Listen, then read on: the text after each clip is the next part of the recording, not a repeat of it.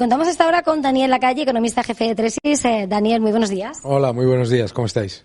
Acabamos de asistir a esta presentación en la que hay algunos grandes temas que parece que van a seguir siendo grandes conductores, entre otros, por supuesto, los bancos centrales y la inflación. Ante todo, y por poner la mirada en esa inflación, de alguna manera he querido subrayar cómo, pese a todos los esfuerzos de los bancos centrales, la subyacente, por supuesto, es el gran caballo de batalla, pero que eso de que están bajando los precios tampoco es real, porque la inflación es acumulativa. ¿Cuál es la situación realmente? ¿Cuál es el escenario en el que arranca este 2023? Bueno, yo creo que si vemos la senda de estimaciones de inflación para el año 2023, incluso con esa moderación de la inflación titular, vamos a cerrar 2 años en los que la inflación acumulada va a ser más del 12-14% en las economías desarrolladas. Por lo tanto, eso es una brutal destrucción del poder adquisitivo de la moneda. Esto viene después ya de una moderación muy fuerte en los precios de las materias primas. El coste de los fletes está en negativo, el coste de los precios del trigo, por ejemplo, están también en negativo, el petróleo ha bajado, etcétera, etcétera. Por lo tanto, los bancos centrales tienen que seguir subiendo los tipos y tienen que reducir el balance, que es la cantidad de dinero que hay en el sistema y que es lo que ha llevado a este contexto de subida de precios generalizada. Los precios no suben todos a la vez para la misma cantidad de dinero. Si la cantidad de dinero es estable y un precio sube, el resto baja, no sube. En ese escenario de precios, en ese escenario de inflación está el protagonismo, la batuta que dirigen los bancos centrales tratando de atajar esos precios, y ahí es donde estaba señalando como nada de esperar una bajada de tipos este año y luego, por supuesto, la mirada, cómo esa reducción del balance realmente va a tener la clave y sus efectos. Bueno, si nosotros estimamos, como es nuestra previsión, que veamos un crecimiento pobre, pero no una recesión, desde luego no una recesión severa, y además, en general, la reapertura de China tiene un efecto positivo para el crecimiento global, desde luego no hay ninguna razón para que los bancos centrales bajen los tipos. La única razón que llevaría a los bancos centrales a bajar los tipos en la segunda parte del año es si el mundo se metiese en una recesión, en una crisis muy severa. Y esto es importante entenderlo. Nosotros no creemos que ese vaya a ser el escenario, y sobre todo sería mucho peor para los mercados un entorno en el que los bancos centrales tienen que bajar los tipos porque hay una crisis. Entonces, en general, lo que tenemos que ser conscientes es que los bancos centrales van a subir los tipos, después tienen que reducir el balance. El balance de los bancos centrales ha aumentado a más de 20 billones de dólares.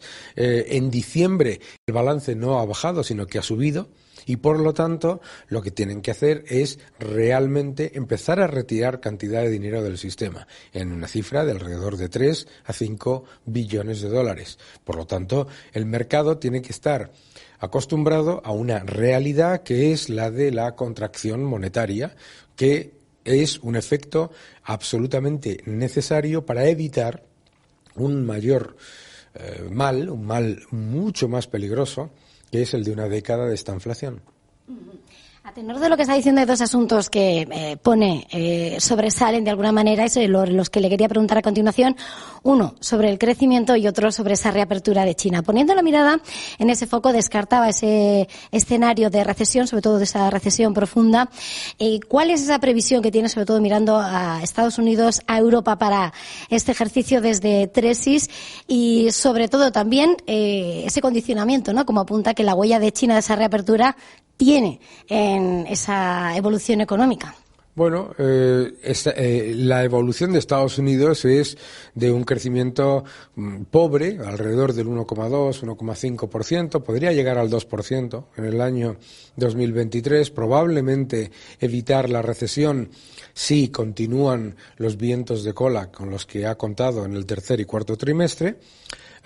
La reapertura de China a Estados Unidos no le afecta particularmente porque tiene muy poca interacción en su aumento o reducción del Producto Interior Bruto, pero para la eurozona es muy importante. La reapertura de China evita que Alemania entre en recesión pero también evita que baje la inflación.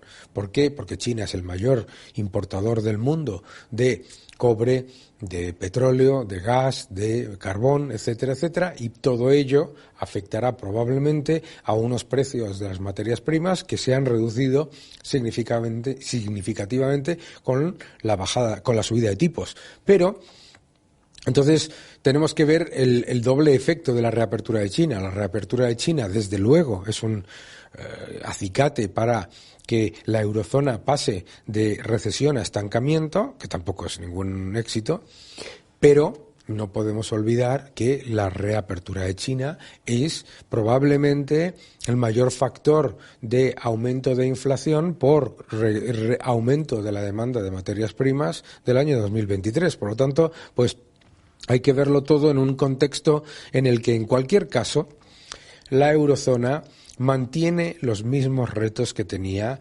previos no a la crisis del COVID ni a la guerra de Ucrania, sino ya en el año 2019. No podemos olvidar que la eurozona estaba ya al borde de la recesión en el cuarto trimestre del año 2019. Ahora todo se pone bajo el paraguas del COVID o de la invasión de Ucrania, pero Alemania estaba al borde de la recesión ya en aquel momento, con China creciendo al 6%. Por lo tanto, los retos de la Unión Europea se mantienen. Y no debemos caer en el error de pensar que evitar la recesión es un éxito, ¿no? Sobre todo con el aumento de la deuda. Ahí me lleva entonces, que estaba señalando como el estancamiento, por lo tanto, aunque en esa recesión no es un éxito, ese nuevo capítulo, que bueno, se va acumulando, de nuevo no tiene nada, pero ese crecimiento de la deuda, esa bola que va creciendo, ¿cuál es el horizonte que pinta más cercano de cara a esas diferencias, además, de los distintos Estados miembros, si hablamos de la eurozona? Bueno, el aumento de la deuda estimado por S&P para el año 2023 es al 366% del PIB, la deuda pública, la deuda global, ¿no? La deuda global llegaría a esos niveles. En el caso de la eurozona, los países más endeudados continúan siendo Grecia, Italia, España, Portugal.